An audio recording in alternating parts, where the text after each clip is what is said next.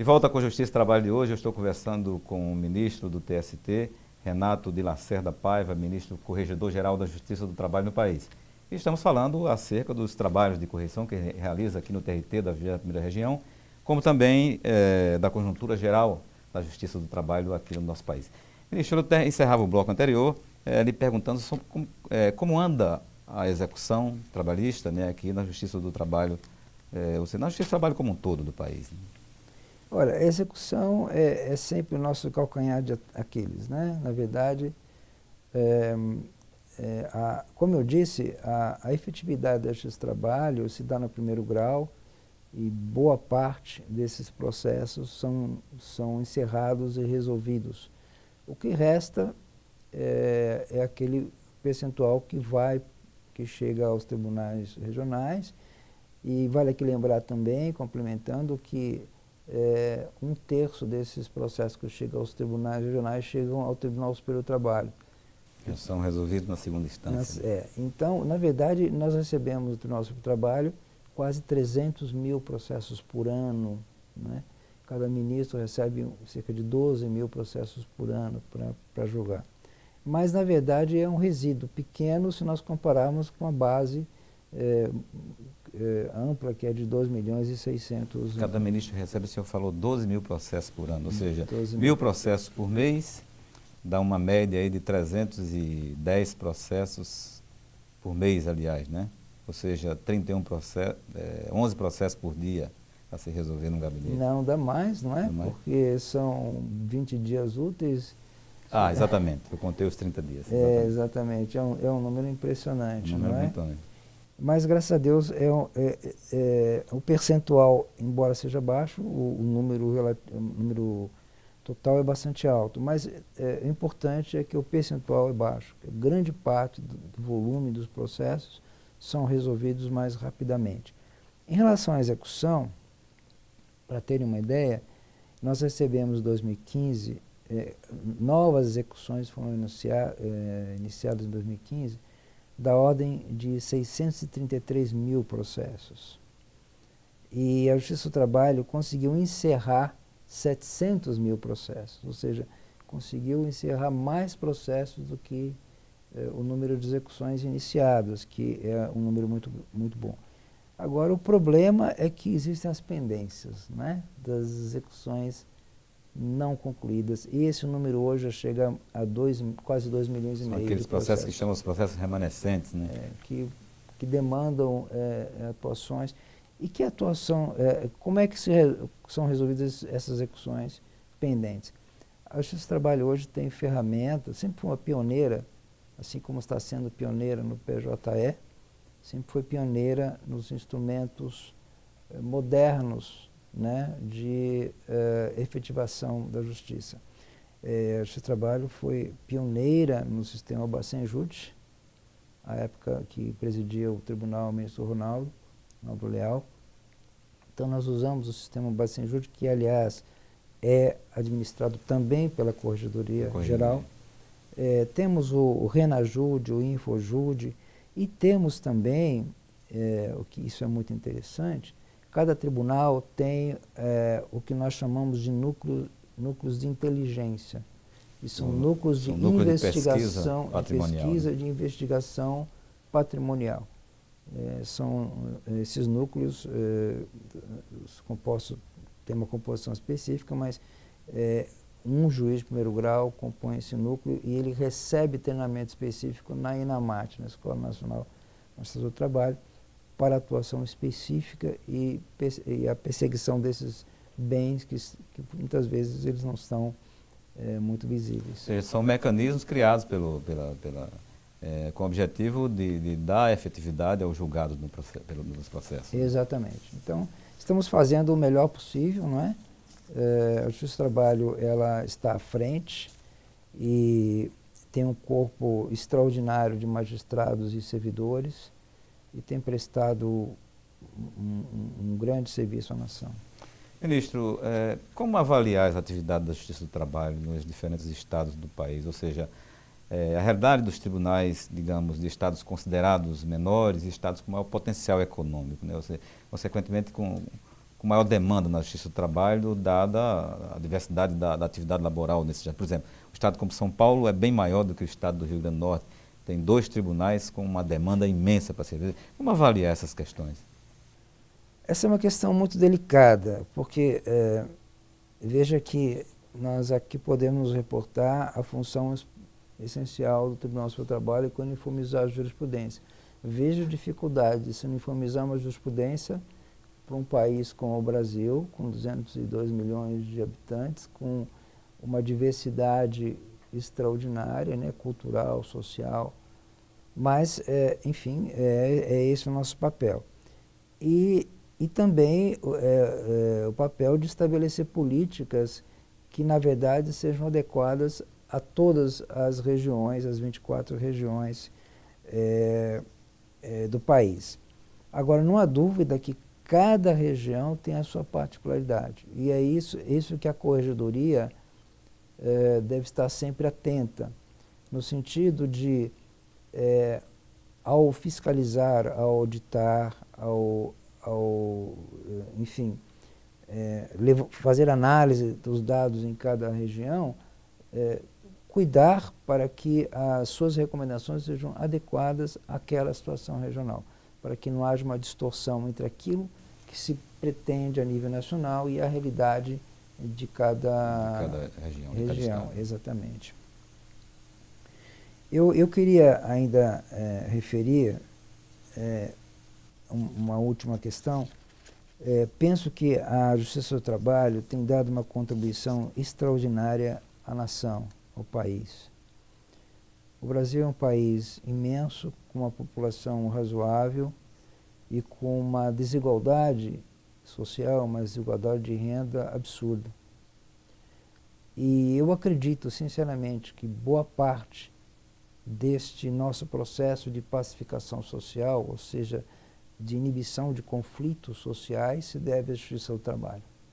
Não é? Porque esses conflitos eles são resolvidos, como mostrei, em grande parte através da conciliação. A Justiça do Trabalho atuando como instrumento regulador dessa relação. Dessa relação e como um instrumento de pacificação social, especialmente, né? Contribui para a estabilidade de um Estado de Direito, né? E para a confirmação do nosso Estado Democrático de Direito, né? Consagrado pela Constituição de 88. Muito bem. Ministro Renato, também uma questão que nós queríamos levantar, o senhor já falou, até citou o PJE, mas o fato é que a Justiça, que a Justiça do Trabalho tem se modernizado constantemente, por exemplo, com a implantação do próprio PJE, né? Ou seja, modernizar para melhor servir ao cidadão, melhor servir à sociedade. Como é que está sendo avaliado o processo eletrônico pelos diversos segmentos que trabalham com ele no dia a dia, né? Bem, o PJE, sem dúvida alguma, é uma inovação e eu diria assim, o PJE ainda está no seu início, não é? É como uma criança que está crescendo. Muito bem. E para nós, eu estou com 34 anos de magistratura, então para nós, para a nossa geração, para a geração que veio após a minha, é difícil trabalhar com o PJE, porque é uma nova linguagem, uma nova forma de ver as coisas. Mas o PJE, com certeza, dentro de 10 e 15 anos, será um sucesso total, porque os nossos juízes de hoje e os juízes que virão são juízes que nasceram no ambiente de TI. Nessa geração digital, né? Exatamente. Então, eles estarão completamente integrados dentro desse processo. Nós, a geração antiga, temos alguma dificuldade, temos que ter paciência com isso, né? Porque é um processo de transição. Mas o fato é que o PJ hoje ele já está implantado em todo o Brasil, né? Todas as ações hoje no Brasil são ajuizadas pelo sistema do PJE e tem dado bons resultados. Muito bem, ministro Renato de Lacerda Paiva, Corregedor-Geral da Justiça do Trabalho, nós agradecemos pela sua presença aqui no Justiça do Trabalho para conversar, tão gentilmente aqui comparecer para conversar com a gente. Em nome da presidência do tribunal, nós só temos a agradecer.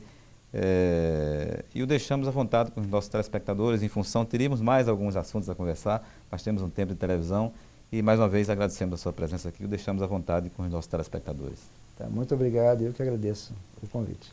Bem, o Justiça e Trabalho de hoje vai ficando por aqui. Nós acabamos de conversar com o ministro Corregedor-Geral da Justiça e Trabalho, Renato de Lacerda Paiva, e conversamos acerca da conjuntura nacional, do atual cenário da Justiça e Trabalho e sobre o papel da Corregedoria-Geral da Justiça e Trabalho. A você que esteve conosco, muito obrigado pela sua companhia e nós nos vemos no nosso próximo programa. Você fica agora com Profissão Artista. Um abraço a todos e até lá.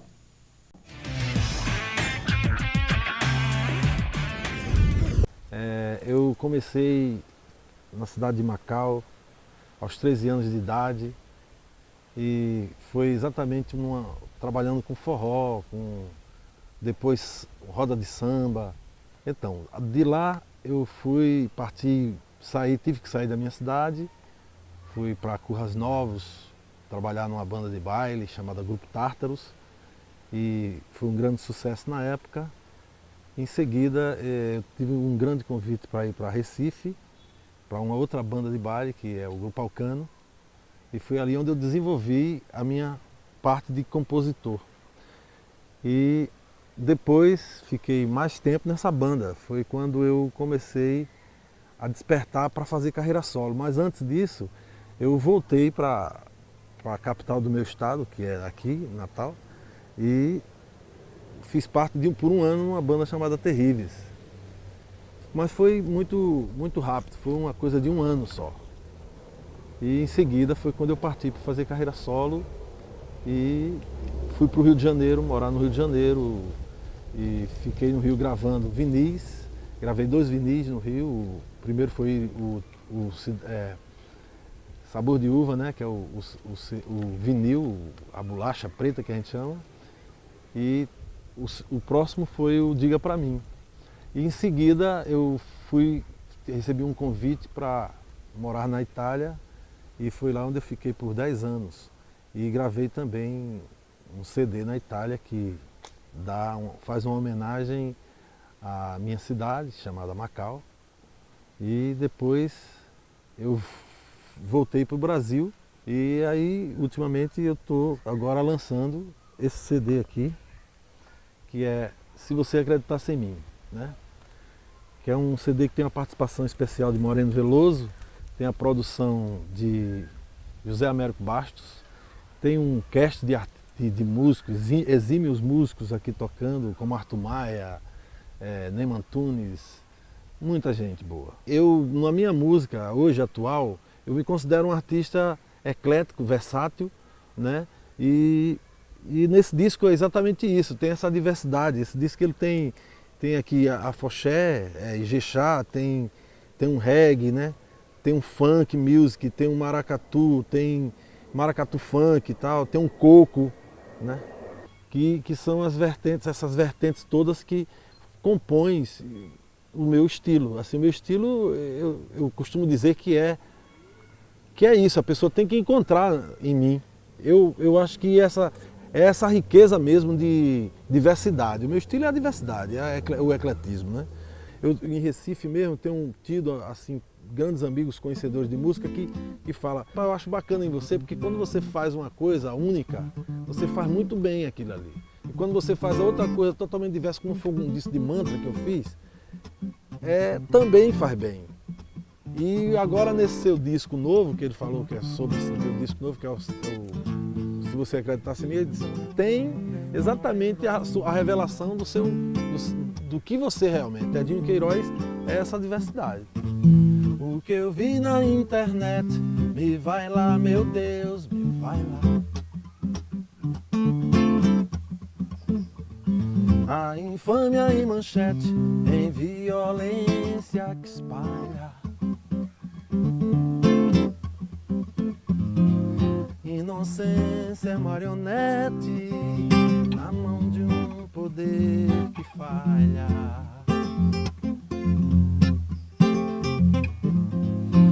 Toda criança é pivete que sucumbe na batalha.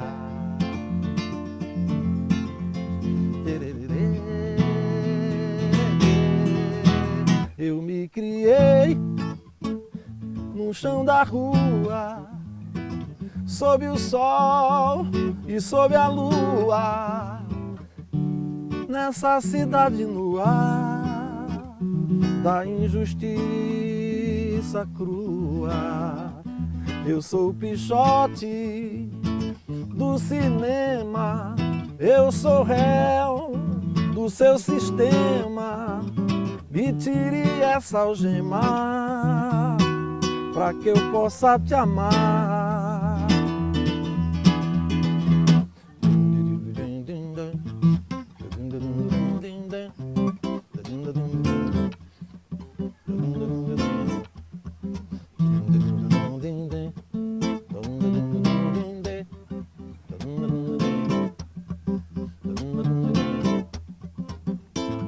O abuso do cacetete, sem brasão e sem medalha. Revolta mais o moleque na sua casa de tralha. Sob a língua gilete pra amedrontar sua gralha.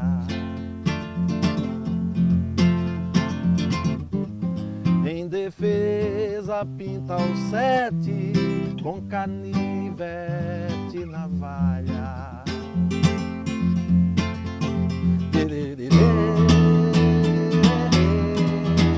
Eu me criei no chão da rua, sob o sol e sob a lua, nessa cidade nua da injustiça crua. Eu sou o Pichote do cinema, eu sou réu do seu sistema. Me tire essa algema pra que eu possa te amar.